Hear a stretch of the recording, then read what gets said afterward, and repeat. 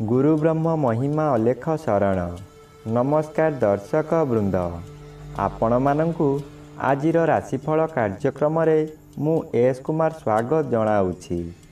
प्रतिदिन निजर राशिफल जानिबा पाई गुरुकृपा यूट्यूब चैनल को सब्सक्राइब करंतु और पाखरे थिबा बेल आइकन को प्रेस करी ऑल नोटिफिकेशन ऑन करी दियंतु, जहा फଳରେ आमे जेतेबेले वीडियो अपलोड करिवो प्रथमे आपण वीडियो देखि पारिबे। आमर यही वीडियो रे आपण संपूर्ण पंचांग सहित मेष ठारू मीन पर्यंत 12 गोटी राशिर राशिफल विषय रे जानि पारिबे। वीडियो को दयाकरी शेष पर्यंत देखंतु। वीडियोटी भल लागिथिले वीडियो को लाइक करंतु एवं आपणक प्रियजन पाखु शेयर करी जणांतु। एबे आसंतु जानिबा आज दिनर संपूर्ण पंचांग विषय। आज इंग्राजी 2026 मसीहा जून मास 2 तारिख मंगलवार, दिल्ली सोराब्दा सन 1433 साल, स्वाधीन भारताब्द 79 वर्ष, महिमाद 199 वर्ष। उत्कल गजपति श्री श्री गजपति दिव्यसिंहदेव महाराजांकर 69 अंक। सौरस्व ज्येष्ठ मास 19 दिन, चांद्रमते ज्येष्ठ मल कृष्ण पक्ष द्वितीया तिथि, अपराह्न 5 घंटा 28 मिनिट पर्यंत। आजिर सूर्योदय विरजा क्षेत्र को 5 घंटा 4 मिनिट, वृष लग्न 2 दंड 51 लिता गते उदय। आजिर सूर्यास्त विरजा क्षेत्र को 6 घंटा 21 मिनिट, बिछा लग्न 3 दंड 17 लिता गते अस्त। आज धनुचंद्र 60 दंड, मूला नक्षत्र रात्रि 8 घंटा 46 मिनिट पर्यंत। आज जन्मित शिशुर धनुराशि, क्षत्रिय वर्ण दानवगण, रात्रि 8 घंटा 46 मिनिट गते नरगण। आज मृत व्यक्तिर 2 पाद पुष्कर दोष, अपराह्न 5 घंटा 28 मिनिट गते 1 पाद पुष्कर दोष। निषिद्ध खाद्य आज अपराह्न 5 घंटा 28 मिनिट मध्य बोईतालु भोजन निषेध अटे। एहा परे पोटल भोजन निषेध अटे। आजिर अमृत योग प्रातरु दिबा 7 घंटा 28 मिनिट मध्य दिबा 9 घंटा 4 मिनिट गते 11 घंटा 28 मिनिट मध्य दिबा 2 घंटा 17 मिनिट गते अपराह्न 3 घंटा 4 मिनिट मध्य अस्तरु रात्रि 7 घंटा 9 मिनिट मध्य एवं रात्रि 12 घंटा 46 मिनिट गते शेष रात्रि 3 घंटा 9 मिनिट मध्य।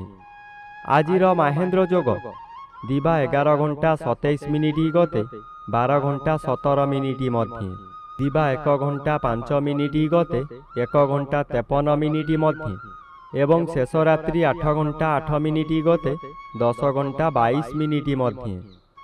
आजिर काल बेला दिबा 1 घंटा 19 मिनिट गते 2 घंटा 53 मिनिट मध्य।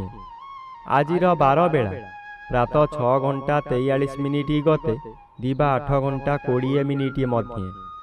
आजिर काल रात्रि संध्या 6 घंटा 24 मिनिट गते रात्रि 9 घंटा 5 मिनिट मध्य। आजिर राहु काल अपराह्न 3 घंटा ठारू 4 घंटा 30 मिनिट मध्य। आज तुला राशि और कुंभ राशिर घात चंद्र रात्रि 8 घंटा 46 मिनिट मध्य सिंह राशिर घात नक्षत्र, अपराह्न 5 घंटा 28 मिनिट मध्य धनु राशि और मीन राशिर घात तिथि, मकर राशिर घात 12। प्रिय बंधुगण, एबे आसंतु जानिबा मेष ठारू मीन पर्यंत 12 गोटी राशिर राशिफल विषय। राशि चक्रर प्रथम राशि मेष राशि। आज मेष राशि जन्मित व्यक्ति मानक सकाशे नवम स्थान रे चंद्र गोचर करुछंती अशुभ फल प्रदान करिवे। आज पितृपीड़ा और गुरुजन पीड़ा देखादेव। जेउ आड़े जिबे आपणंकु लोक माने परिहास करिवे। जेउ लोक आपणंकु सम्मान देउथुले सेही लोक माने परिहास करिवे। आपणंकर दोष दुर्बलता सबु पदारे पड़ी जीव। घोर अपमान रे जर्जरित होई आपणंकर मथा विचलित होई जीव। ଏବେ ଆସନ୍ତୁ ଜାଣିବା ରାଶିଚକ୍ରର ଦ୍ୱିତୀୟ ରାଶି ବୃଷ ରାଶି ବିଷୟରେ।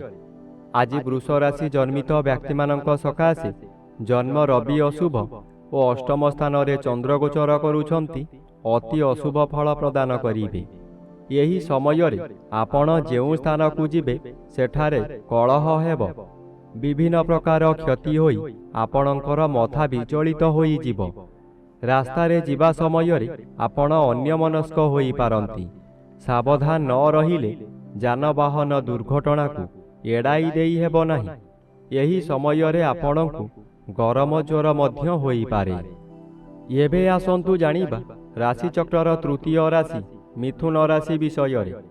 ଆଜି ମିଥୁନ ରାଶି ଜନ୍ମିତ ବ୍ୟକ୍ତିମାନଙ୍କ ସକାଶେ ସପ୍ତମ ଚନ୍ଦ୍ର ବାଧାପ୍ରାପ୍ତ ଅଛନ୍ତି, ଅଶୁଭ ଫଳ ପ୍ରଦାନ କରିବେ। ଆଜି ହଠାତ୍ କୌଣସି କାରଣରୁ ଆପଣଙ୍କର ଆୟ ବନ୍ଦ ହୋଇଯିବ।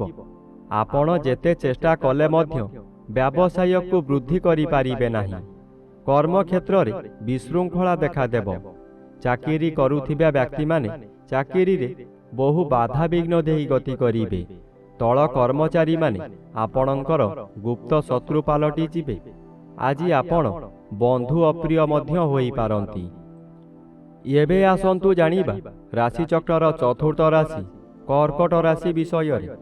ଆଜି କର୍କଟ ରାଶି ଜନ୍ମିତ ବ୍ୟକ୍ତିମାନଙ୍କ ସକାଶେ ଏକାଦଶ ସ୍ଥାନରେ ରବି ଓ ଷଷ୍ଠ ସ୍ଥାନରେ ଚନ୍ଦ୍ରଗୋଚର କରୁଥିବାରୁ ଶୁଭ ଫଳ ପ୍ରଦାନ କରିବେ।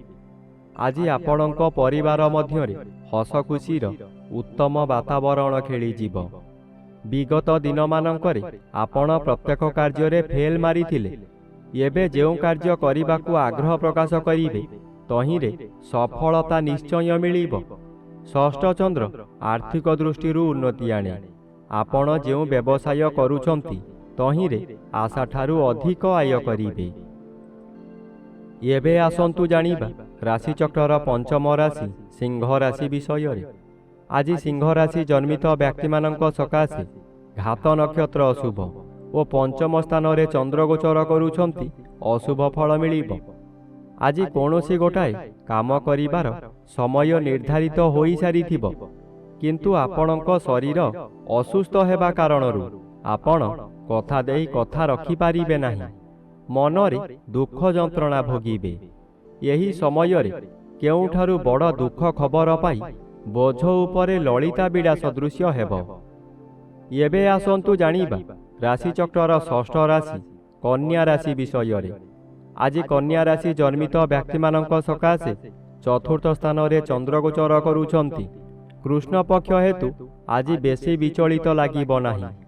ଧୈର୍ଯ୍ୟର ସହିତ ଆଗକୁ ଆଗକୁ ମାଡ଼ିଯିବେ। ଅର୍ଥ ଆସିବାର ବାଟ ଫିଟିଯିବ, କିନ୍ତୁ ତତ୍କ୍ଷଣାତ୍ ମିଳିବ ନାହିଁ। ଚାକିରି କରୁଥିବା ବ୍ୟକ୍ତିମାନେ ଶୁଭ ଖବର ପାଇ ଆନନ୍ଦିତ ହେବେ। ଚତୁର୍ଥ ସ୍ଥାନ ବିଦ୍ୟାସ୍ଥାନ ଓ ମାତୃସ୍ଥାନ ହୋଇଥିବାରୁ ମାତୃ ସହିତ କିଛି କଥା କଟାକଟି ହୋଇପାରେ। ଆଜି ବିଦ୍ୟାର୍ଥୀମାନେ ବିଦ୍ୟାରେ ଉନ୍ନତି କରିବେ। ଏବେ ଆସନ୍ତୁ ଜାଣିବା ରାଶିଚକ୍ରର ସପ୍ତମ ରାଶି ତୁଳା ରାଶି ବିଷୟରେ। ଆଜି ତୁଳା ରାଶି ଜନ୍ମିତ ବ୍ୟକ୍ତିମାନଙ୍କ ସକାଶେ ଅଷ୍ଟମ ସ୍ଥାନରେ ରବି ଓ ଆଜି ଘାତଚନ୍ଦ୍ର ଭୋଗ ହେଉଥିବାରୁ ଅତି ଅଶୁଭ ଫଳ ମିଳିବ। ଆଜି ହଠାତ୍ ଅର୍ଥ କାରବାରରୁ ଗଣ୍ଡଗୋଳ ହେବ। ଆପଣ ନୀରବ ରହିଲେ ଭଲ, ନଚେତ୍ ଅର୍ଥ ବୁଡ଼ିଯିବ। ଆଜି ଆପଣଙ୍କ ବାହୁରେ ପୀଡ଼ା ଅନୁଭବ କରିବେ।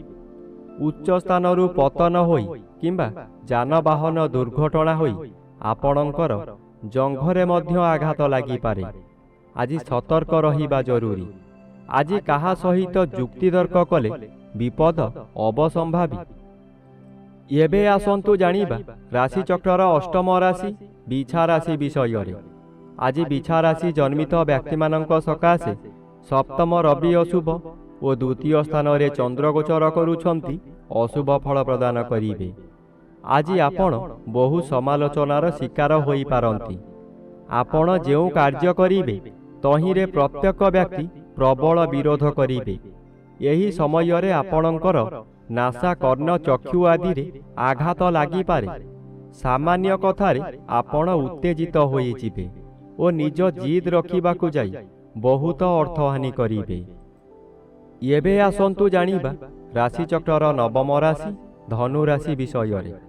ଆଜି ଧନୁରାଶି ଜନ୍ମିତ ବ୍ୟକ୍ତିମାନଙ୍କ ସକାଶେ ଶ୍ରୀଚନ୍ଦ୍ର ବାଧାପ୍ରାପ୍ତ ଅଛନ୍ତି। ଅଶୁଭ ଓ ଘାତ ତିଥି ଅଶୁଭ କରାଇବ। ଆଜି ପ୍ରତ୍ୟେକ କାର୍ଯ୍ୟକ୍ରମରେ ଆପଣଙ୍କୁ ବିରୋଧ ଆସିବ। ପେଟ ଗଣ୍ଡଗୋଳ ହେବ। ଭଲ ଭଲ ଖାଦ୍ୟ ପ୍ରସ୍ତୁତ କରିଥିବେ କିନ୍ତୁ ନିଜେ ଭୋଜନ କରିପାରିବେ ନାହିଁ।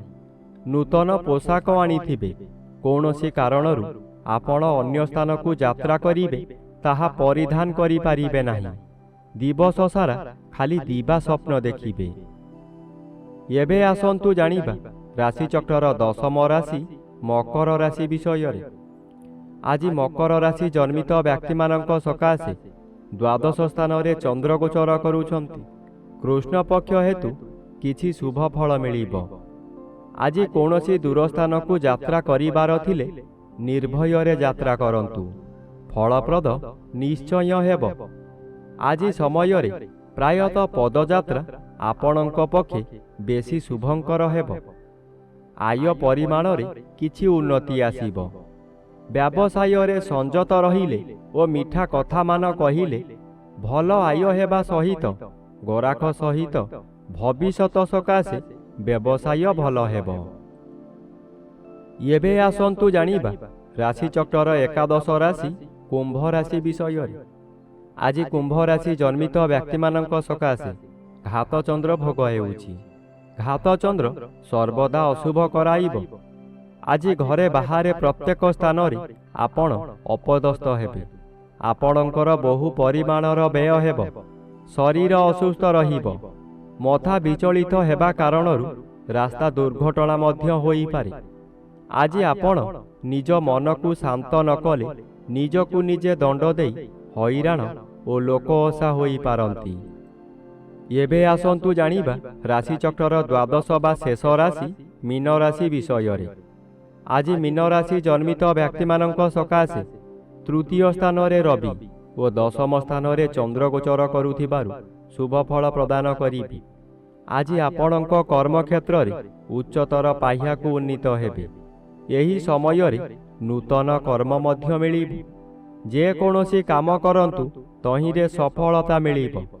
ଉପରିସ୍ଥ ଅଫିସରଙ୍କ ଠାରୁ ପ୍ରଶଂସାମାନ ମିଳିବ। ପ୍ରତିଷ୍ଠା ଲାଭ କରିବେ।